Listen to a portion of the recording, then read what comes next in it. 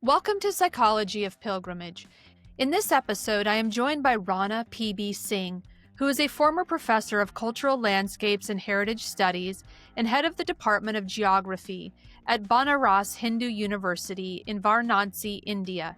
He is currently a visiting professor at the Center of South Asian Studies at Gifu Women's University in Gifu, Japan. Good evening, Rana. It's actually good afternoon for me and good evening for you.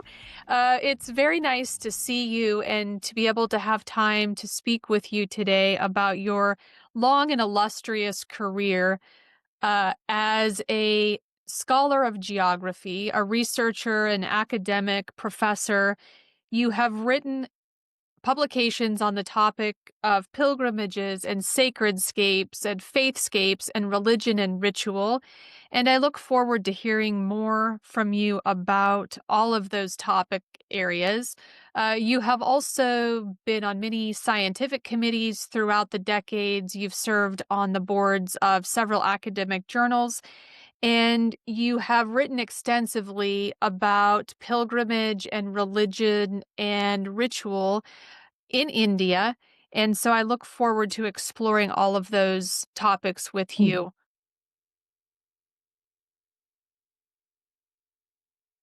I'd like to first start by asking you, how did you become interested in geography and pilgrimages in particular as they are contextualized within a geographic perspective? Okay, let me start with you. First of all, thank you very much that after all this trouble and interruption, you have tried your best with a smiling face and blissful sense to have co-pilgrimage. So the most important thing in my life was that I could link from my childhood because I worked for 4 years in a monastic tradition under a very simple living sadhu under a tree, small hermitage, something like that. And that was accidental due to my health problem. I was born in a very interior area, about 230 kilometers east from Varanasi city. So people thought, my family thought that maybe he's going to die, then why not to give this to a monk? So he will take care. And this way, that idea started about the miraculous understanding of life and death. Living in the ashram for 4 years, studying up to 10th grade, because that monk was a different type of person. I have never met a person like that, living like a just very, very simple, like beggar life, but always talking something hard truth and good truth. He said, look, you are not going to be a monk. You have to continue your study in a modern, not modern, but at a middle range school. Go ahead. So I was in monk dress going like this. For about 3 years, I was there. And every day he used to teach us and some people, those who come here to listen, have blessing of that great monk, about the religious text. And he never tried to say the literal meaning. He always tried to say something, you have to do this like this. Then only you can listen. So every day he was asking people, maybe 10, 15 people. I was just a young kid, dancing, sometimes drumming, talking to people. And always say what you have done yesterday. Some pilgrimage, what is called a darshan. It means go to a divine site, eye to eye, you face, close your eye and feel something. So this was going on. So a young chap like me was thinking, what is that? How he is asking that? You are talking text and then he is asking every person. So it was like communication. It was not like only teaching something. But this way my training started. So we say Shastra and practice. Shastra means the textual tradition, what is written in the different text, and then practicing. So little bit, there was a small, you can say in English, you can say shrine, but we always say that is mandir. Mandir may be big or small. In Hindu cosmology, there is nothing like shrine, Allah temple. And that was close to a sacred river, Sarju, which is tributary of very famous motherly river Ganga. What you call in the West are Ganges, but the word is Gangaji, corrupted as Ganges. Anyway, so I was going this. So this way I got two things in childhood. The one was that what is the message of Mother Earth? We always say that you have to clean that up, sit there, see the green grasses, touch those things. So you can learn messages from all these trees and plants, especially Ayurvedic healing plant, like a Bodhi tree that is very famous, in all the ancient culture. There was a big tree there. So sitting there. So this is one. Second was just to go to the river that was close by, take fully dip, and then you can stand there, closing your eyes towards the east, and remember God. God means Surya, Sun God. That how the power of that fire power of the sky, and then here is liquid power. So that is union of male and female, what we call Prakriti and Purusha. So male power is fire, and the female power is wetness of the water. And this will come back. So that what he used to say that that is the real Tirtha. So what the term used in ancient texts is Tirth Yatra, and many people just converted only in physical sense. But the real sense was that you can cross out this physical phenomena, go to something divine, meeting with the divine aspect, and then you can feel it. So that was the lesson that from where it came. Then the second part of your question related to geography. Geography, if you can define in old classical tradition of Carl Sauer, who was known as the father of landscape architecture and founder of Berkeley School. So I never met him. Okay, he already died in 1975. When I started my career, already he died. But I have some communication. He always used to say that, look, there's nothing like physical landscape in the whole world. Whatever physical or natural you see, only mind to define it, experience it, expose it, and then classify it as a physical. And this was the very close sense what I learned during my childhood in the ashram, that it is just like awakening your mind, contacting with the nature and trying to learn. So when I came here in master class student in Banaras Hindu University, which is the most, you can say in India, huge campus. It has 550 square kilometer area full of all greeneries. And that is unique university that from kindergarten to DSC all in one campus. And about 70% students, they live in the dormitories. So altogether about 30,000. My age was about 22,000. So the rule was there, and that was common practice. The founder said that, look, if your mind is not clean, no way you can have the knowledge. So you have to do early morning prayer. Whatever your religion is, does not matter. So he has opened a university, and then in the center, there was a temple of Shiva. What he called that Shiva is a god of knowledge, not practice for Hinduism. So my days, I remember that even Muslims go there and they just murmur some sound. So that was another level, second level to understand the geographical phenomena that is related to physical attributes of the nature, and then trying to awaken your mind to think of the divine nature. So I remember some of the writing by French writers during 40s that I talk about sublime geography. So what is the basic message of geography? They said to understand the message of nature. And nature is always motherly. So that way the whole philosophical, theological perspective that always coming from ashram and then the same thing getting from the academia, that make my mind something different. And the most important thing happened when we were second year of our master course. There are 1 month camping in a Buddhist place called Sarnath. That is where Buddha gave the first discourses. That's why it is called the place of birthplace of Buddhism, because Buddha opened his mouth. So we all students, about 25 students of master class in geography, and nothing like this specialization. That was the semester like that one. That was fixed course. You go there, camp arrangement made, and then nothing. You have to arrange food. You have to do your duty. You have to meet the people there. You have to be part of all the rituals going up. You have to do that how circumambulation is going on temple. You do everything like this and then feed. And every evening the master is coming, our master, very religious person, professor, and ask him what he learned from that. So that was, I think, peak of that basement he started. And it reached to that level that come close to nature. That is the first lesson to understand pilgrimage. This way the whole journey starts.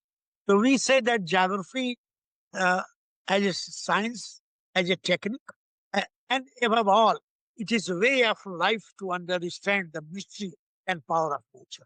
What my master used to say. He said, don't worry about the classical definition. You have tried to see that what you receive. And this way we got the another sense, what we call ecophysiology. So whatever physical structure you see, it has a deeper sense of motherly spirit. So he used to say the old term used by some Germans. This is the sense of ecophysiology. So the last point I have to add that the way we got training in our master course, it was not like the general tradition, what we define geography about the particular place and location and event, etc., etc. Rather than going deeply to be part of the nature and understand. And one very important thing, what Carl Sauer used to say, his very famous dictum, he say, I hate classroom geography. Then the student asks, then what is geography? Talk to the nature, whatever you learn, that is the real geography. So this way you can say it is the whole metaphysical idea of the sense of pilgrimage that make me a basement. But the real journey started in 1978. So, in or- as a bit of a summary here, I want to ensure that I understood all of the pathway from your early childhood to 1978. You were born with a type of illness that your family was unsure whether you would survive. And so this makes a lot of sense then how this illness would shape your perspective on faith and miracles and healing, because as an early young child you experienced this type of serious illness. And then Exactly. Well, yeah, yes. yeah. And then you, as you're growing through your school years, you are having some significant experiences in nature where you're touching grass, you're experiencing the water, you have a strong sense of place and the power of place and the sensory experiences of place because you're engaging with the natural world, Mother Earth, and this is shaping how you are living on the planet, because you're having strong connections. So you're moving from being a sick child into connecting strongly with Mother Earth and having strong connections with the places where you are walking through and touching the water and the grass and the earth itself. And then you veer into geography, which makes complete sense because you have these personal experiences that are strongly place-based. And then we're at 1978. So what happens in 1978? So that before that one incident I missed to tell. That Professor Singh, who was the founder head of department and product of London School of Economics, he became professor in 1949. Before my birth, he was already full professor. And he was such an important person that he continued the chair for 32 years. He was head of department. He was a religious man. So when we were in the second year of our master's course, he was that time prepared, that was 69, 70 batch. So he was planning to have a route mapping of a pilgrimage route, what was described in the text, but nobody has plotted that. So different people, they say in a different way. Then one day he was talking about the human geography class, and then he referred this. And then he said, look, partly you have to make a group. So we were 25 students. So 4 or 5 groups. And then you see that Sunday or some special day that is in lunar calendar, which is auspicious, you go and prepare the map. Naturally, we all have been confused how to prepare map. That was no technology, nothing like that. Then simply he said that, look, first lesson you have to learn. You have to be part of that pilgrims group. So nothing to discuss with them. Just follow what they do.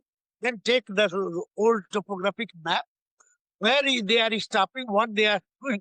Just plot it like that and go. So the first lesson is not to say something like questionnaire and talk. Be exactly part of the group. Be pilgrim. So that was a very important lesson that we learned and that we exercised. We done 5, 6 days. And it was not possible to 80 kilometers we can quickly cover. So mostly Saturday and Sunday, befitting to lunar calendar, we followed. Many students thought, oh, this is exercise given by master. But for me, it was different. And that's why many students criticized me that you are going to be a religious person. Then I said, no, I feel deeply that by this, I feel that as pilgrim, I am going to attach to the Mother Nature. So that was this idea that I missed to call you. Now coming 77, 78 period, that was the period after all this training, having this mind, but no course like, nothing training. Even we have 3 history departments, nowhere people can talk anything related to pilgrimage. They are always talking temple architecture, symbolism, its meaning and ritual, but not pilgrimage. Rarely people talk what is darshan. So that was a different work. But what happened in 77 and 78 January, some date was there. I met a person, Jan Pieper, who was director of the Aachen Institute of Technology in Germany. He was going Delhi and we met at the railway station. He was just like a hippie, long gown, big pipes here and there, some stick in the hand. So I thought, oh, funny guy. Let me ask him where I look for him. He said, I am going to Delhi. Come on. He was a little bit in trouble to get his seat because that time no computer. And his name was JAN. So the fellow has written January and then his name was Piper. They said, write something else. So he was in trouble. Anyway, I helped him. Then he offered me, why not to sit together? Big one. But the way he was talking, all the religious symbolism, pilgrimage journey, the rules, what to do, he was asking so many questions. So I thought he's a good hippie. He has good knowledge. But I never asked who was he. After 6 months, I received that he got my address, full address and all that. I got a letter that here is a special seminar, international seminar in Taj Hotel, which was the only 5-star higher level in Mumbai, in whole India. That was top level. You are invited, everything will be care for your travel, etc., etc., etc. And then he wrote that this discussion. So based on my dialogue with him, something he has written that you can prepare an abstract. So then I thought, oh my goodness, listen up. I don't know. So I gone to my master, Professor Singh. And then very metaphysically, he said, look, Rana, now you stop your this mathematical modeling. What you teach her what you do. Stop this. This is Kala of Shiva. You see the way it is written. Okay, this is mostly based on my idea, but it is for you. So here is my order and blessing. Prepare. He dictated me 1-page note and he said, just submit and go ahead. There I met a man who became like my guru. So that was January 78 that I attended that conference in Mumbai. First time in his hotel. Never seen beer, champagne, nothing I had seen there.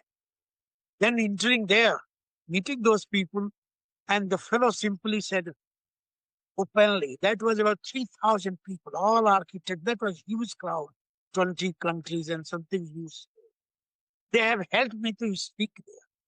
And the topic was sacred space and human interaction. So something what I learned, I have never researched. It was just my feeling, unable to express it. But they helped. And Neil Gushcho line, which changed my life, he said, look, we are going to, this is the way rudely talk. That is, The way he talk always rude, but meaning is always very, very fun. He said, look, now we are going to kill you, Rama. Get? He said, what? Please, please. No, just listen. Now new Rana is going to be born.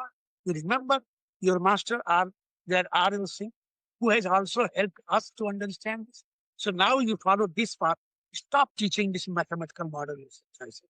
And soon I will meet you in Varanasi. And then after 6 months, he came to Varanasi. And he said, let us go for pilgrimage. So that was the real pilgrimage in 78. That was September, October, about this month. Little bit coolness there. And walking for 88 kilometers. No notes, nothing. No camera, nothing allowed. He said, no, nothing. First be a real pilgrim. So only plastic type of shoe, nothing like leather thing because the bottom is open. Just sitting on the ground, for toilet go in the fields, in the bushes. This way we have done this 5 nights journey. 6 days we return back. And then he asked this simple question. How you feel, Rana? They said, I want to do again. Why? I am feeling uncomfortable after return. Uh, Now this is a good chance. Now please follow this path. And look, I will be always with you.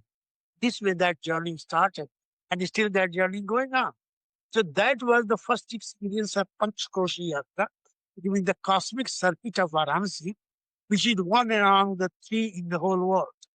The first is Santiago de Compostela. That is the longest, well-defined journey for 1 month, 2 months, 3 months, 10 days. Partly I have done that one. Then second is Chicago, Hanaru. That is Shikoku Island. That is 1,800 kilometers. That also I partly did in spite of my health and broken leg. My friends from Japan, they have helped me to do this. And then third one is this Panchkoshi Yatra in Kashi.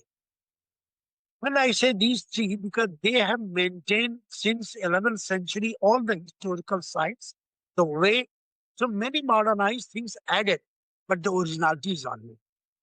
In whole India, we have gone to several places searching for 20 places, all 90% change. But here in Varanasi, buildings change and repair. Site is the same, divinity is the same, the ritual is the same, the faith system is the same. And this way, that yatra, I have done at least walking maybe 60, 70 times. Then in 2002, so just imagine, 78 and 2002, I wrote a book. And that again, credit goes to Lead Show, who inspired that I will help you. Systematic, you can prepare it. And now you do research. Because now you have the feeling. So we have done some questionnaire, interview, experiences, personal dialogue, etc., etc. And that's why the book has been published in 2001. And this way, now the more academic sense of pilgrimage journey start. In the meantime, we have a small, that time you can say seminar, small seminar. Some people interested in that, only 10 persons. But again, I distributed a letter and then I got good reply from mostly from abroad, like in Shede, David Sofer, just when we are processing, one of the leader of pilgrimage studies, his first paper, which is a classic, that pilgrims circulation in Gujarat, 1968. And in 1966, he wrote the first book in English, Geography of Religion, which is classic and translated. So when he was in Varanasi, I asked him, that was another thing to learn, that how to codify these things and convert into a document thing. So this way now journey starts. So I got to 77, then 78, meeting Neil Bush show and then practically doing it. This way the whole journey starts. And then you can say two more stages in my life for this. That suddenly, that was exact date, 13th of January 1993. I met a fellow at Colorado Boulder campus. He was just like Norwegian, big nose, that pressed this thing, and then tall. And so he attracted, oh my goodness, this guy, and sitting close to the bank of the Holy River.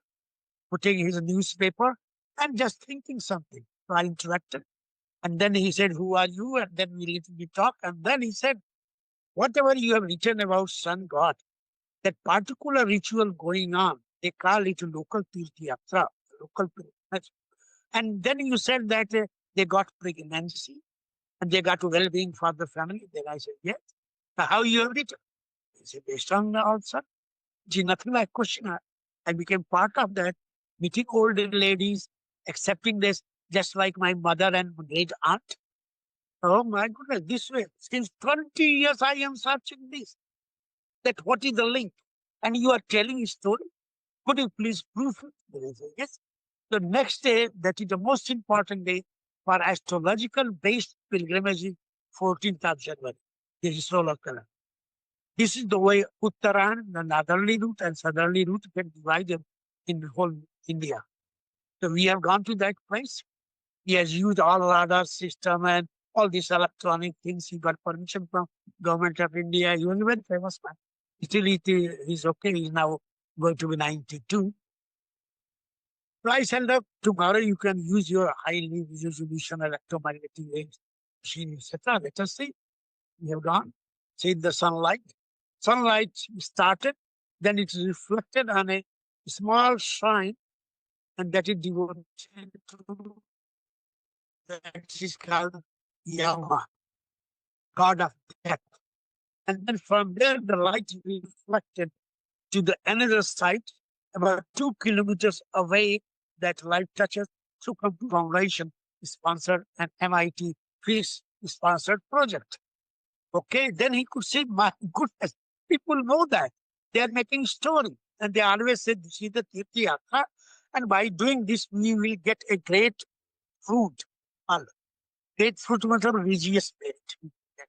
And that merit is blessed to have proper pregnancy and good health of our children. Then he raised a question. And that when me the second stage of my all understanding. He said that people here say, texts always say there are 12 Surya, sun god. So if you can plot on the circumference, so without that center and radius, how you can draw this? I say, "As you have wrongly written something, but as a scientist, how I can say this? Could you justify this?" Okay, let us go and talk in the field and then read the text. We find a text, and that text goes to about 10th century. Description in a Sanskrit literature. And that says, "Sambaditya Kendri Bhute." Samba, the name of the son of Lord Krishna. Then he was praying Aditya, sun god, at a particular point, and there is the answer. Hey, we have gone there. Measured the maximum electricity power was there. They say, "My God, since 30 years I am searching what is relationship between this ritual, this type of journey, and with the astronomical." And then he started the journey. So that's why whatever I say, landscape geometry, cosmic alignment, orientation of holy sites, and the ritual is all credit goes to a mentor and master, John Kim Bolin, famous astrophysicist from University of Colorado. So he started in 93. He worked till 2001. After that, he never returned back. And then government changed, so he could not get proper permission for different machines, etc. So that was the so earlier part was more textual, more experiential. Then addition that became astrophysical phenomena to understand this. And for that, then the project came for 7 years. He got the project. So 2, 3 times shift he is coming with the group of 5, 6 students, MIT and Colorado, University of Harvard. So those who got fellowship under that scheme, they all try to study this.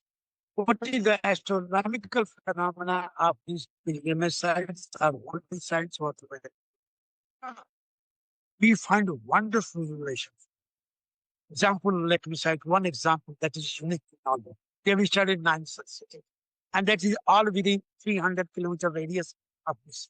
So once we say that Varanasi is the capital of all the holy cities and pilgrimage city, so we say the whole territory is about 300-kilometer radius. So all the 9 cities within that. And the climax was a place called Chitrakoot, which was wonderfully described in ancient texts that go to about 1000 to 1500 BC. That is the Ramayana, Valmiki Ramayana. There were a full section. That's a glorification of the site called Chitrakoot. Chitra means beautiful, you can say painting. Koot means all mixed together in a wonderful way. When we gone there, my goodness, really that was like Chitrakoot. So many type of signing stones here and there. And then reading the text, so we requested our friend from Sanskrit to really specialize in that so that they can read the original text. Then we started measurement. Just imagine from 22 kilometers away, remember we are talking 1200 BCE. The sage is describing that in left hand side, if your eye goes like this, there's a big stone and this type of tree, and right you will reflect on that particular way. Then you go to this side, and then you can draw the line. So these two spot, and then here I am. You put that became triangle. At the center there is a well, that is a natural spring like well, and that is the holiest water. My goodness, when we measure all 100%, that is unique thing. And in several international conferences, this has been projected. Of course, my master Kim always say that main credit goes to Rana because he explained all the mythology. But I say no, measurement is yours. It is complementary. So this was the idea. Then we have studied other cities. So this is one example I have cited. So this is, you can say, second stage. The first one, experience, which is like yoga, training, perception in the ashram. Second became little bit encouragement from the literary side. And then it is reaching to landscape geometry. Then suddenly in 2011, I met a famous architect from Korea, Kim, just by chance. So I always said, whatever I have done, it is nothing mine. Some divine motherly spirit is taking care of a baby innocent Rana and giving some spirit. That's why I am doing like this. Okay, we met. And then we gone to, he came to Varanasi. We met in Ahmedabad, that is close to Mumbai. So he came here and then we contacted. He said, look, I want to experience Genus Loci, spirit of voice. I say, here are 3,000 temples. We were all ancient. No. Nothing I want to say visual. Experience. So I thought, let me try. Then we gone a little bit away from the city. About 8 kilometers away in the interior area and a ruined ancient site. Choose that tree, that is banyan tree, etc. 5 sacred trees of what is defined in Ayurveda in our Vedic. We gone there. I was not knowing that he was a specialist to understand the split of tree. And he gone there and touching this. My goodness, how you do all this? That is been part of our life. I was born in a rural area in Assam, so I know this. Then he invited me that come to Korea. So why I should come Korea? Oh, that Indo-Pacific Congress of Landscape Architecture going to be, and the focal theme is split of place. And I said, but I don't know anything split of place. I am feeling it. Oh, that is the point you have to raise there. Then I gone there. Then we have done some survey. Here again, I met the old friends from Japan who studied in Varanasi. And this way, the Japanese study, Korean study. So we published some paper, Feng Shui, that is just like Feng Shui in Chinese. Korea, that is Feng Shui, that cosmological frame of the landscape, and how people go from one place to another place. So we have done this journey. So that study continued till 2021. Then he died. And my whole life finished up to that stage. So that was, you can say, third stage that started landscape geometry, then now coming to landscape script. So Kim was that close tradition to that ancient root, that first experience. Do that. Actually. Don't worry about what language you have, what religion. So that again gone back to my root. And this way I found, oh my goodness. And in between, I found that hundreds of scholars from different parts of the world. It may be Dinah Ek, who is very famous author for our city. Banaras City of Light. We know each other since 1969. So we maintain relations. And the climax was that in Trondheim, University of Technology in Norway, there was a conference on Varanasi Holy City and pilgrimage tradition. They invited 20 persons, everything free. Transportation, air, seven-star hotel, gift, all so many things. But the condition was that was for 7 days. And they said that you have to tell your experiences, general structure, and how to share. And those who have worked on this city for at least about 20 years, they were invited. Except Dina Ek, all were there. And then they did not allow me to speak. They said, no, you have to only say your experiences. And we are all here who work with you, so you have to tell that. That has given me, again, different experiences. And then Kiriji goes to Istvan Tua, who has worked on the monkey god pilgrimage in India, published in German, also in English also. So he was just like my student. I was a mentor. So he said Rana ji with a, that the term Rana ji, the more respectable religious person. So he touching my feet in Indian style, he said, Rana ji, now please write album. Life is short. So that also inspired me that I never worry for all the technical. And he said methodology. Methodology is love. That's all. Love is everything. Love is God. What methodology? It is phenomenology, it may be archaeology, it may be archival, it may be questionnaire based, it may be personal experience. Whatever you can say. So altogether, one word you can say, this is holistic, multidisciplinary, and simple way, deeper quest to awaken, understand the deep part, what the great sages have communicated in the landscape, through the sites. So this way, that journey, so these three stages, and in between a lot of publication. So you find that 50% of my publication are duplicate type. So you can say, oh, this is repetition. Okay, repetition in terms of academic. But always you find something different there, based on experiences, based on general knowledge, and based on communication and cross-cultural understanding from the West. So I found myself personally a little bit crazy in a sense, because I found more easiness when I talked to my Western.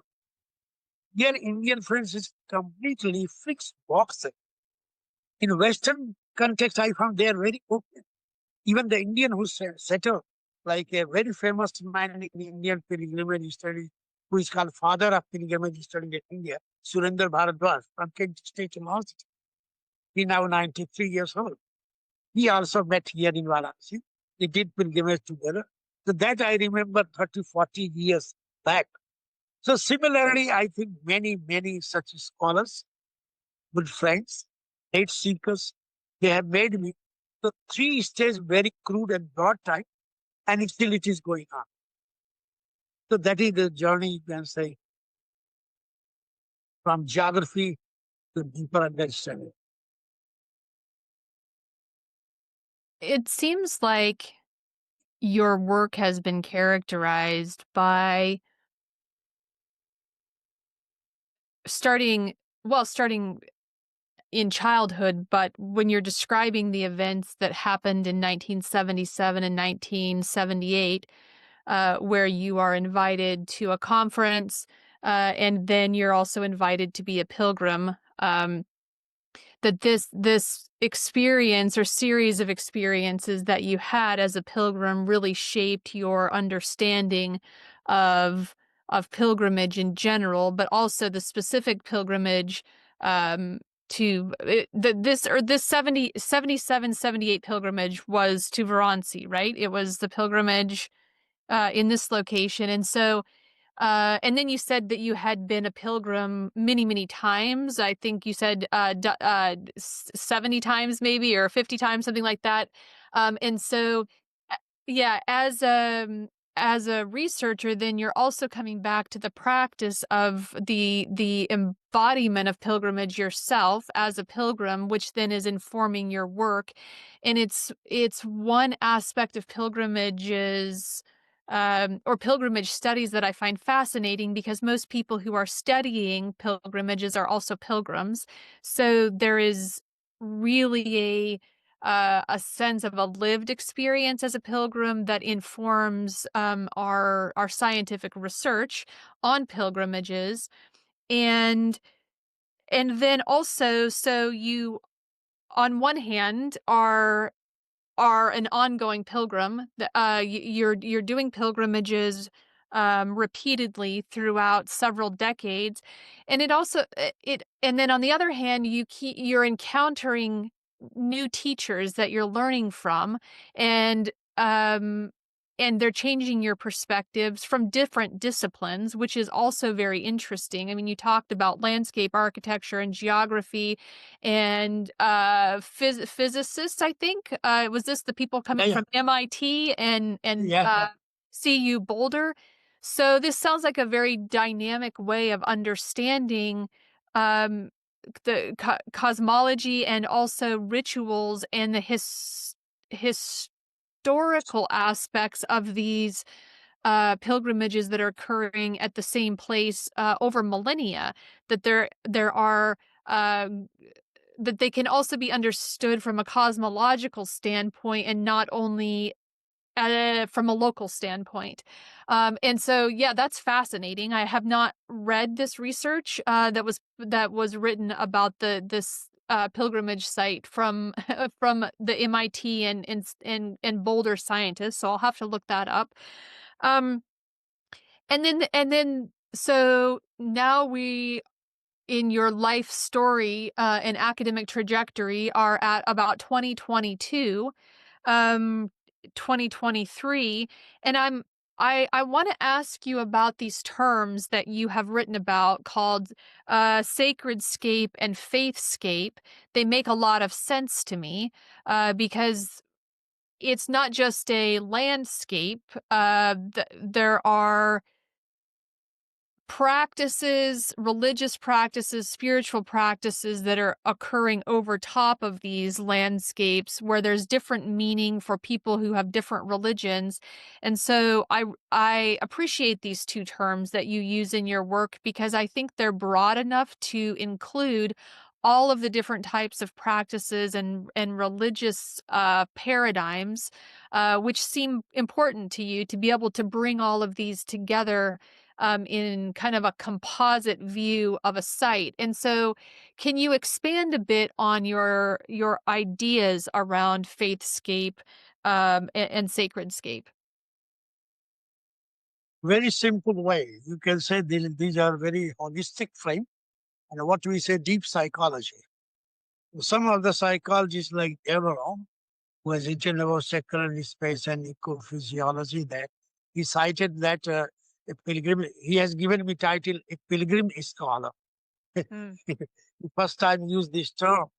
So the thing is that the way you see the things in a physical sense, then you call it sacred space. It has some special power, you go and feel. But the moment a little bit cross that, it is not only the point, it is not only the site, it is like a small territory. It has its own aura. Once you enter there, your mind changes. The only thing what I learned again from Kim Marvel, astrophysicist, that once you try to understand these places, first thing you have to make your mind zero. Don't put this all garbage of knowledge. Don't feel that you know anything. You have to awaken your mind like this. The moment you go there, then something will happen which can't be easily explained. You can put in several categories. So it is not only the site that it is related to the sacred ritual, sacred type of plants there, then sacred types of different type of chanting is going on. So all that make a particular aura, and that had center, then little bit diffusion type going outside like this, and that makes the whole area. And that's why the term is in Indian context in ancient these textual tradition is Tirtha Kshetra. They never say Tirtha Asthana. They say Tirtha Kshetra. It is the whole territory that has a different vibration of the sacrality. And that's why the term we say the Tirtha Asthana, not to be called a Tirtha, that sacred site. The Tirtha Kshetra to be translated as sacred scapes. It has a life phenomenon, different performances, different gear, going on. This is one.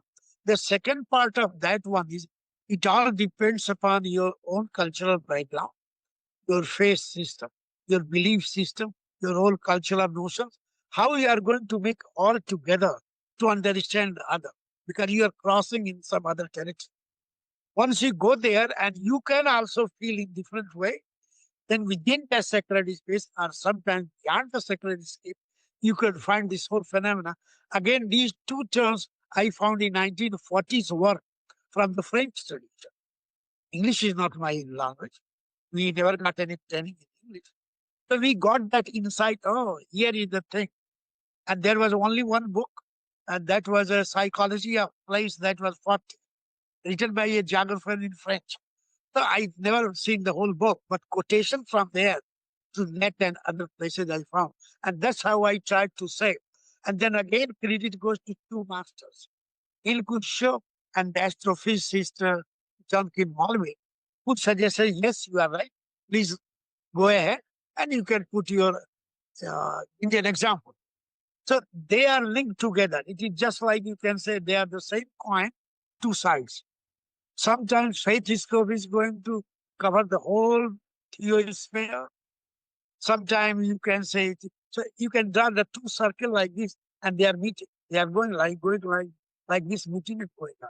This way I can say the things are going on. And all depends upon how much psychological level, deeper level quest you have in your mind to grasp it, not as a critic, but as a seeker for the deeper message. What you call genus loci there, then sacral message, what you can receive. If these things are, of course, very rare psychological studies made in India, either they have used some test, this test, that test, then alpha and beta, okay, but okay, that's maybe technically good, but not reaching that. One of our articles, which is very crude and simple, then we say how person go from one stage, learning in the family tradition, that look, pilgrimage is the ultimate aim to get the moksha. This way, the whole story is going on. So they make preparation. Then you have to choose that according to your economy, according to your time limit, according to your family tradition, according to the whole regional tradition. Anybody can't go to Ganga Sagar from here. It is about 700 kilometers. That you consider once you have to go, just like Makkah for Islam, here is Ganga Sagar. But 90% people never go to Ganga Sagar. Then what to do? There are hundreds of Ganga Sagar miniature farm all over India. And this way, people go and then perform a ritual called asking the excuse. Oh God, I am not reaching to the real one and get me that one. So this way you can say that dynamic has given a word, spatial transposition, that the original site has been conceived, perceived, and replicated at different place just to fulfill that need of the people. And then you can't get the 100% merit, but you can get close by to that. But you have to perform that excusing, asking excuse ritual because you are not going. And this means say that my goodness, this is unique. That even whatever you are doing, even mistake. So you are removing that one and getting the message. So this is the whole thing you can see the deep level psychological state of mind going on. Yoga related with pilgrimage, not yet properly studied. Maybe somebody had studied pure yoga at a particular site. But in terms of pilgrimage, I don't think. So that will be one of the wonderful, you can say, area where one can think the yoga practices and pilgrimage tradition, how they are going to reciprocate life. So that many things. Then again, in between, that will come the faith skill, because we are talking more about the faith system in that perspective. So these are some of the areas one can see in that way and try to explain. Some people have recently tried like ethnographic approach, what they have really experienced. So it is personal level experience they have written. Two, three recent books came. That is whatever they have. So I am not in that position. I am not a man of literature. I have no words like that. So I have personal level discussion. Like two-person today, 2 hours here sitting. They were talking about that, interviewing me in Hindi. They are really knowledgeable people, but they wanted to know that what to be done, what meditation, like this. So there are two parts.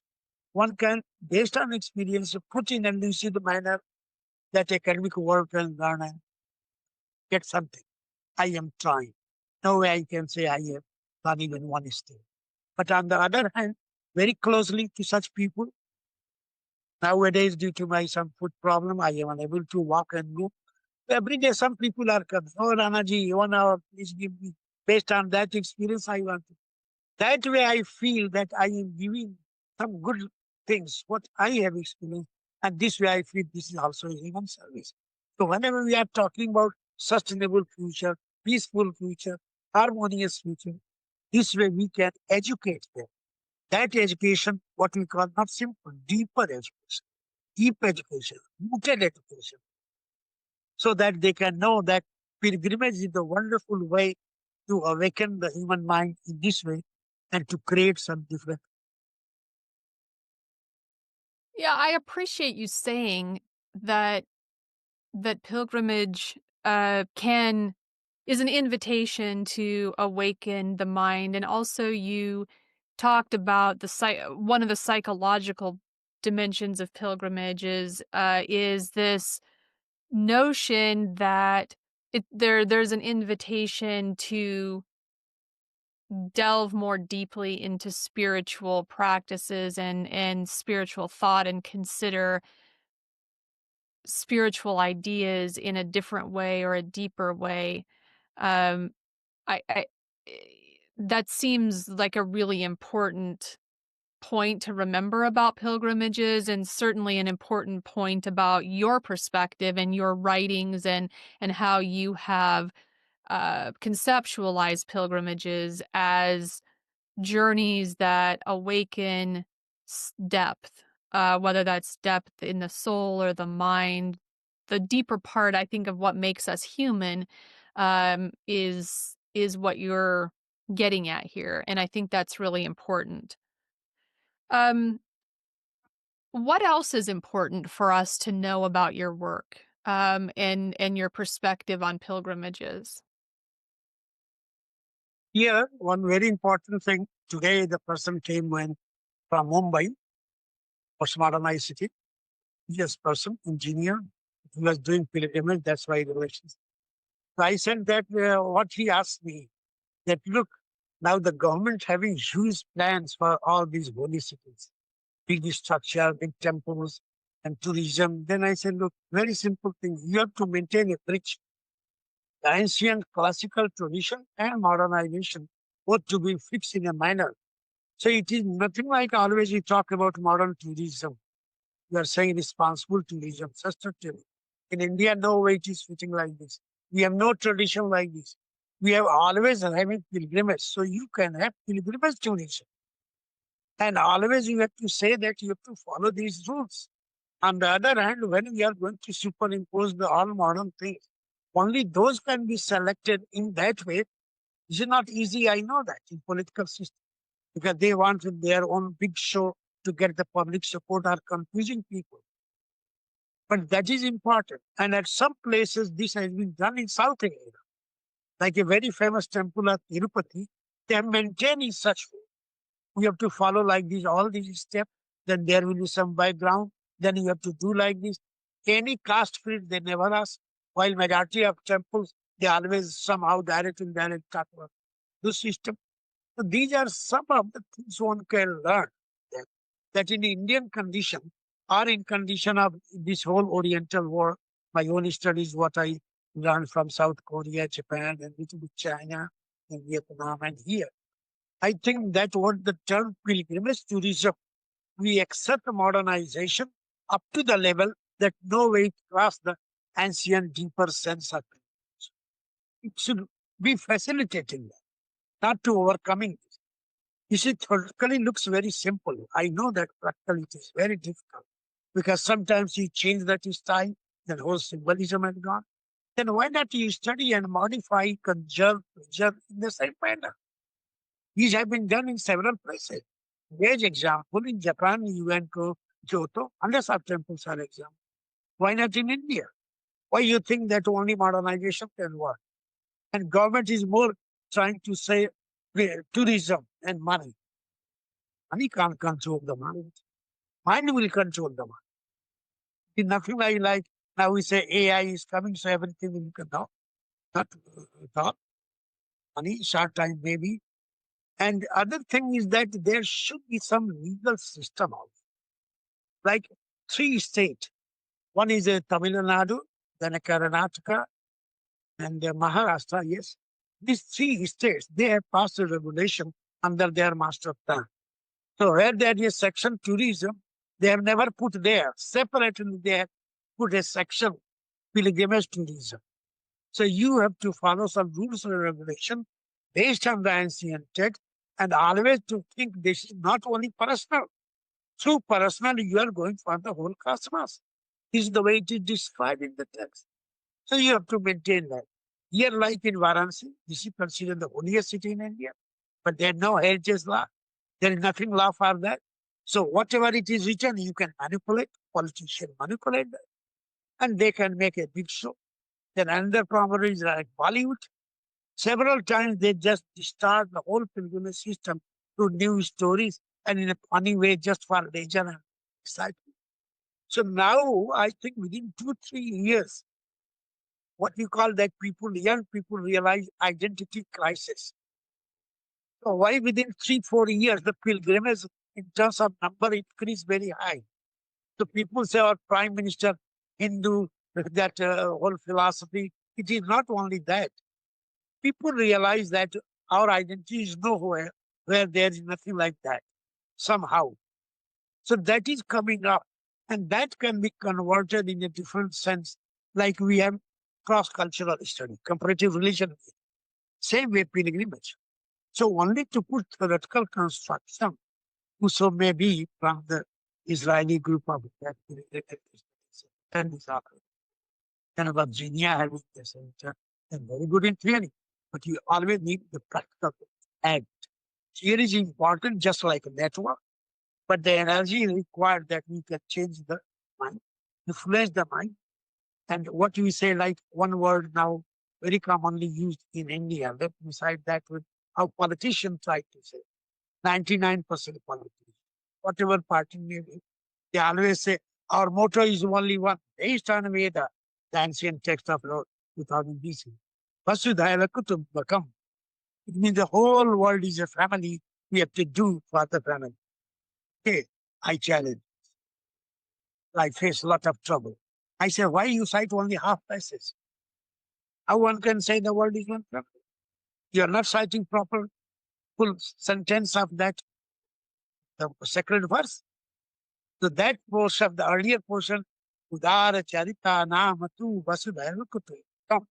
Udara Charita Nam. You can make yourself such an open person that you can see in your own heart the whole world. Then the world is done. Politician use half part. They said, how you are giving message to the whole. So I always say, sorry, half part you are not saying. First you make yourself up to that level, then one. And this is exactly the same.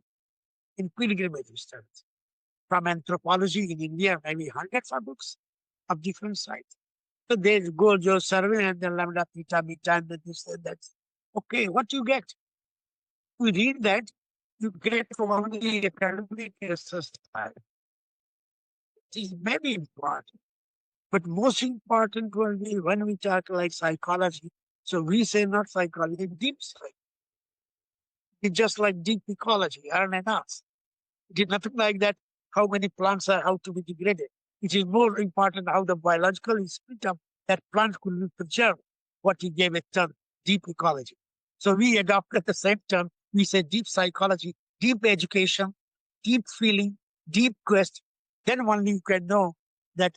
And the last point will be in India, again, based on metaphysics, we say that every organism in the whole cosmos having a dharma, moral code of conduct, moral law, right?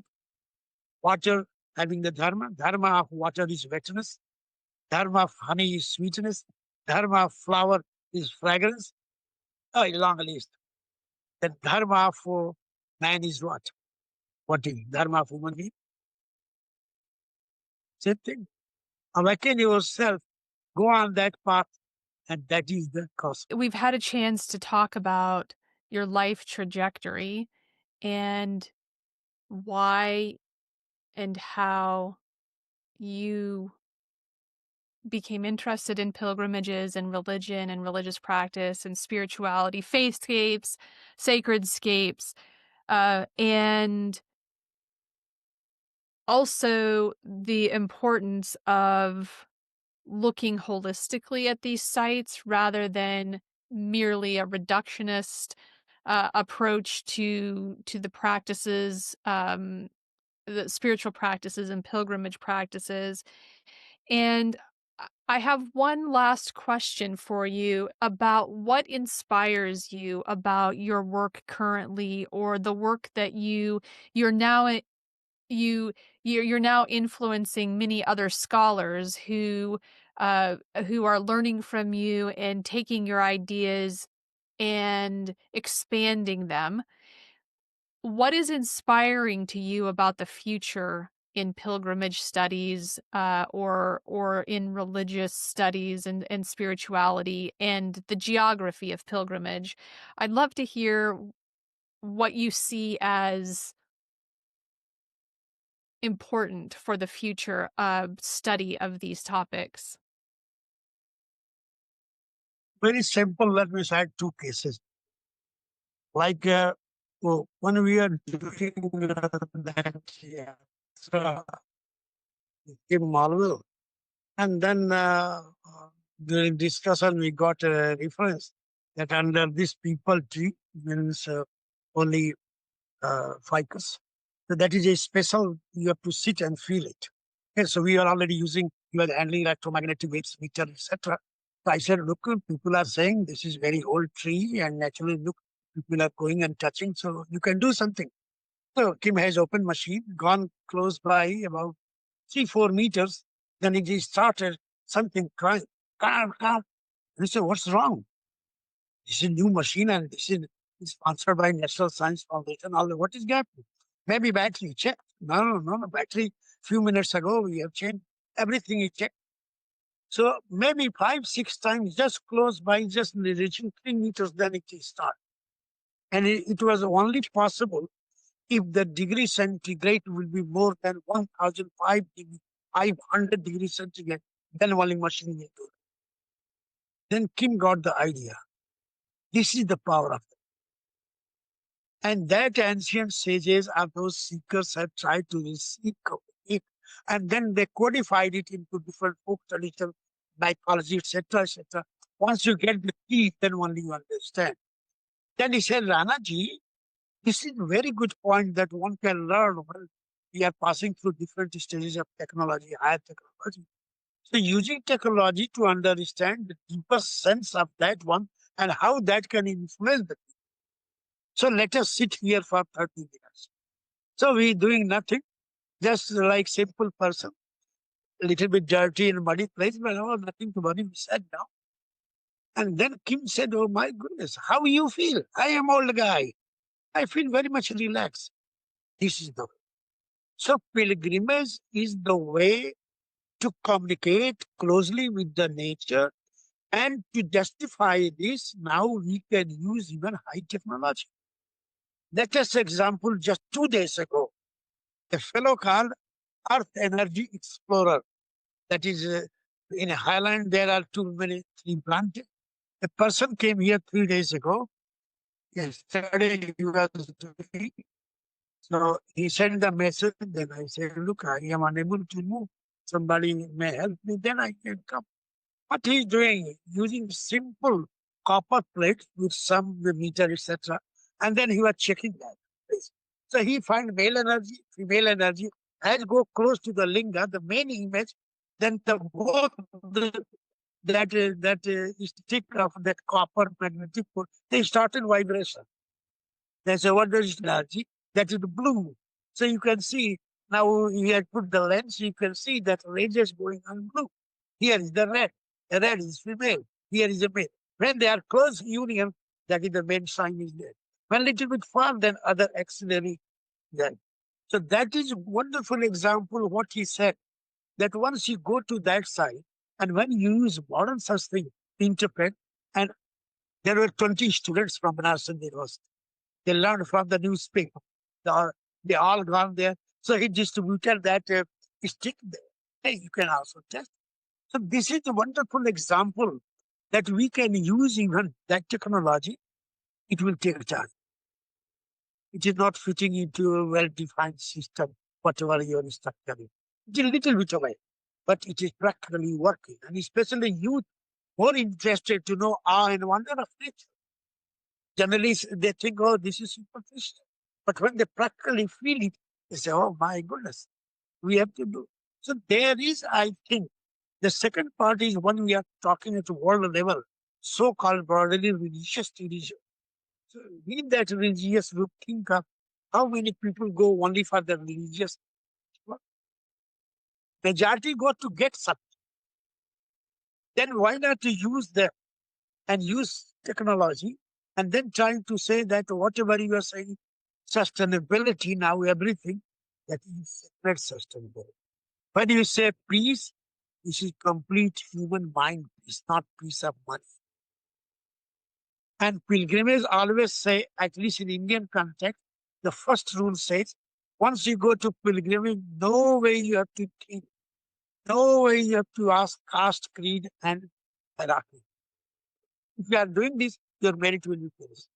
So that is another way in a such country like India where complexity of caste and creed too much in pilgrimage you go. And the other thing, practically I am telling you that never you find any case of theft or mishandling, etc., rape, etc., during pilgrimage. So we have to encourage that good point through using modern technology, and then we have to start like different dramas, different type of action program, make it part of your study, may not be direct courses, go in the field. That's the mother. Feel, feel that she's my mother. That is the big problem. We think that that is the planet, our resource. And that is the biggest problem. You see the whole Gaia theory. James Lovelock, what he said. The world is crisis. World crisis is because we think Earth is resource. Earth is mother. It is Gaia. And the best way Gaia explanation in ancient tech in India, you look to find that is started from Vedic. That is the God, Vara, the pig form of God, saving the mother Earth. So in one of my articles, I wrote that look what James Love trying to say that Gaia is the root of the real pilgrimage sense. So here you are talking 9th century AD. I am talking 9th, 10th century BC. Parallel, I gave the example. This is 20 years back. Already he died 5 years ago. So I sent that paper to him. Alwell, this Lovelock. He was so happy, so happy. He said, my goodness, here from India I got this. And then he sent 3, 4 of his books and papers. Oh my goodness, you can read. This is the practical example. So we have to say, we have to cross the boundaries of any discipline. It is beyond the discipline. Pilgrimage is never follow any discipline. It always try to say something deeper, just attached to the motherly spirit. So you can use technology. You can use such books, you can use video, you can use YouTube, and then our duty is to just to do it. What Neil says, your duty is not to talk about what foods you are going to get. Your duty is to feel that something good you have done for the world. World may realize, not realize, that's not your part. If you think like that, you will be in suspicion. And this way I have done journey about 30 years under the guidance of the Gusho 27. So these are my based on directly difficult to say answer. But I have tried to give my own experiences. Anybody can say these are her own way, her answer. Follow this wonderful path of co-sharing, loving each other, feeling like you, and then you feel that using technology, and here is a deeper sense of humanism. These are some.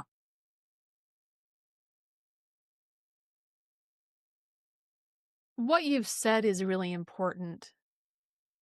I- And I want to reiterate it. because the heart of what you're getting at is that I can study pilgrimage from a psychological, disciplinary uh, perspective, and you can look at it through geography, and someone else can look at it through anthropology, and yet another can look at it through sociology, and then maybe through a religious perspective or particular set of practices. But what is important is that we go be a pilgrim, that we go on a pilgrimage, because this is something that must be experienced. It is not something that we can understand solely through a study of it and the study of the people who undertake these journeys. We must go ourselves as pilgrims and experience it. Yeah, yeah.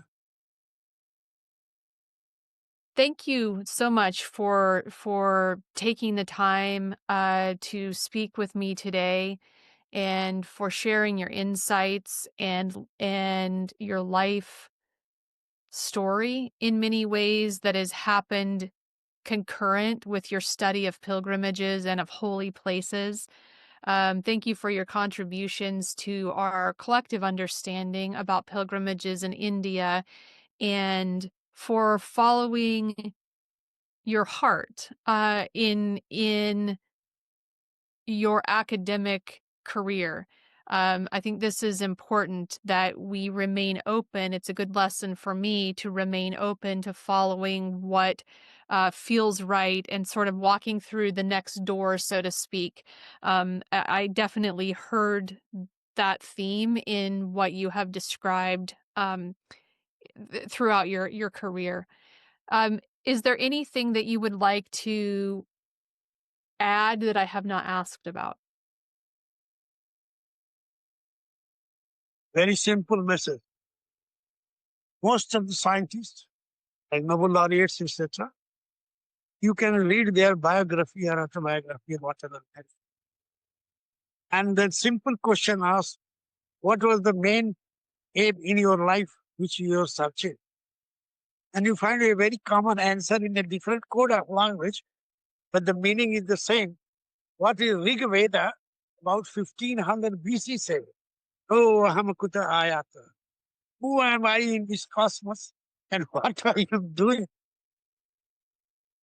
And don't you feel these two things are two pillars of pilgrimage?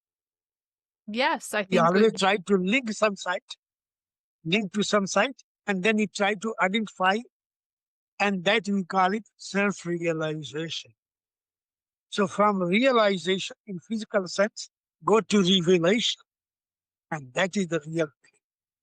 From physical to cosmological, from touching Mother Earth, then having spiritual blessing. So that all these things link together the moment you realize automatically.